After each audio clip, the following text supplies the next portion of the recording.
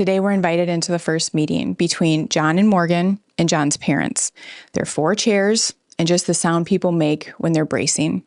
John and Morgan are on one side, Frank and Elaine on the other, both very cautious, very quiet, but Morgan can see something clear as day in Frank's eyes.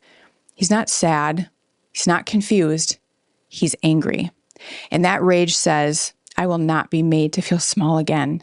And Elaine sitting beside him, she's just so nervous, pressing down her dress pants, just trying to soothe her body because inside she's just screaming. Being direct has always meant danger. John goes first, explaining what the teacher said, but Frank doesn't nod along. He just holds this angry stare. So Morgan quickly adds, we're not blaming you for Carter's behavior. This is just us trying to do something that the teacher suggested, just 1 month of rest or a reset, but we need your help to do it. You can feel it though. Like nothing is landing. Frank is not hearing, this is about the kids. He's hearing, you don't matter. So he reaches for a familiar tool, a speech to force the shame away as he pushes it across the table, forcing everybody to see that he is the best. After all I do, I show up, you tell me to jump, I say how high. Your mom and I have given you guys money. I've babysat for free for years. And all I get in return is you telling me I'm a bad grandpa. Let's see what Carter and Blake have to say about this. Elaine jumps in, says, we've always been there for you guys. We do everything. Like, how do you think this makes us look? But suddenly, with Elaine talking, Morgan feels a shift. Like something inside of Elaine definitely flips, and there are daggers forming in Elaine's eyes, coming directly towards Morgan, and a new story is being written in that room. It's not Frank. It's not John. It's actually Morgan. She is changing my son. The entire meeting, John keeps his replies very simple. We just need a month. Frank tries to make John feel small. You have no idea what the boys need. I do. When John stays calm and he doesn't shift the plan, Frank, his shame just spikes. He's confused. Why are my old tools not working? I'm trying all the tricks. The room isn't bending and he has to get his power back immediately. He's the one being wronged. So he jumps up, he raises his voice, and he starts literally counting out really loud all the ways he has helped, past, present, and right now. Every bike chain, every lunch, every game, every ride. Just proof that he is a good grandpa. Morgan nods along and she's like, yes, everything is true. All that is true. But Frank doesn't hear her because the only thing in his mind that's going to make him feel better is access to those boys. But John and Morgan aren't listening to him. Nothing's working. Something's wrong. And the burning starts to rise behind his eyes, but he refuses to give them the satisfaction of making him cry. So he quickly gets up, turns, and walks out. They leave. Nothing's resolved. No hug, just a door that shuts, feeling like a heavy, defeated sigh. 10 minutes go by and Morgan's phone wakes up. First, it's Mindy. Morgan, what are you doing with this family? After everything Dad has done for you, you turned John against us. You disgust me. And then Allie, Mama's crying. Are you happy, Morgan? You just broke her. You're such a... And then Brett, this is too far, Morgan. You're ripping a good man away from his grandsons. Of course, Aunt Tina leaves a voicemail. It starts sweet, but then ends with, I don't know what your problem is, but you need to let those boys see their grandparents. Don't be that girl.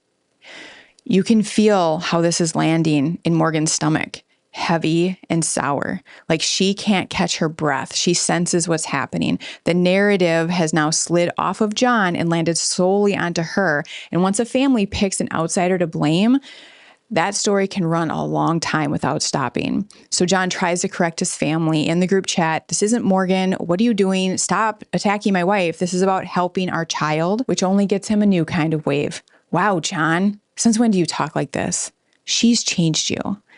If you've lived this, you know quite often the blame is placed on the new element in the family. In this case, it's Morgan. She's the daughter-in-law.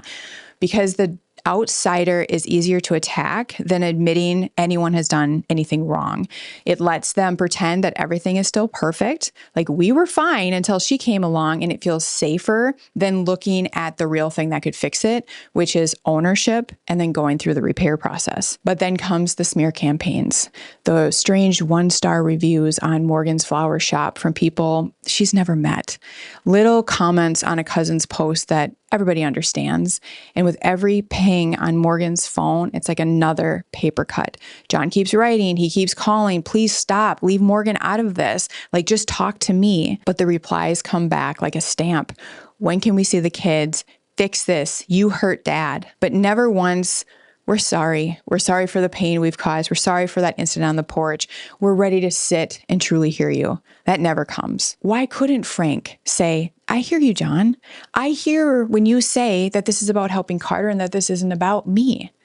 Because his shame was on fire, and the only move he knows how to do is to get away from that hurt as fast as possible by flipping the story and making himself the victim.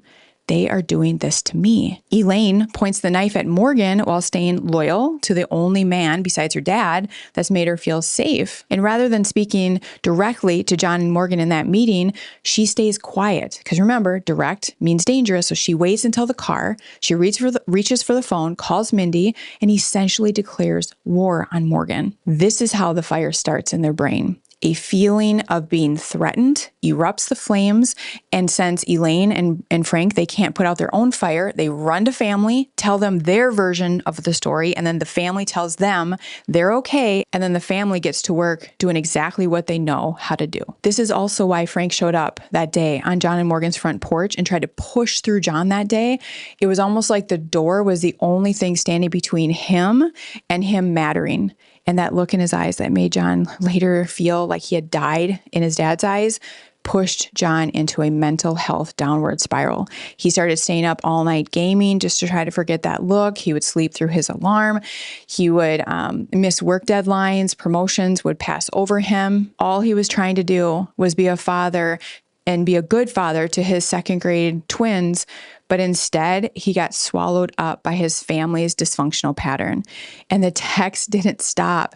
Mindy again, Morgan, this is all on you. Apologize, name calling. Allie, Mom's saying that you're making her sick. Brett, grow up, Morgan. Aunt Tina, you did this to yourself. John writes one more line to the group. Just please stop coming for my wife. We're going to leave them right there for the moment because we really need to sit with the two people who asked for help for their child and got mobbed instead. We need to feel what it feels like when the floor tilts, when a parent chooses to have a perfect picture over their own son. We need to understand how a good person like John goes quiet and how an amazing woman like Morgan starts to doubt her own eyes. Next time, we roll back the tape on John. Not the dad, not the husband, but the boy who learned how to keep the peace in Frank and Elaine's house. The kid who took care of other people's feelings first, and how that boy becomes a man who fawns until he breaks. Once you understand his map, how he avoids just trying to do the right thing, you're going to understand his depression, his guilt, and the ache he carries while the whole family comes for the one person he loves the most.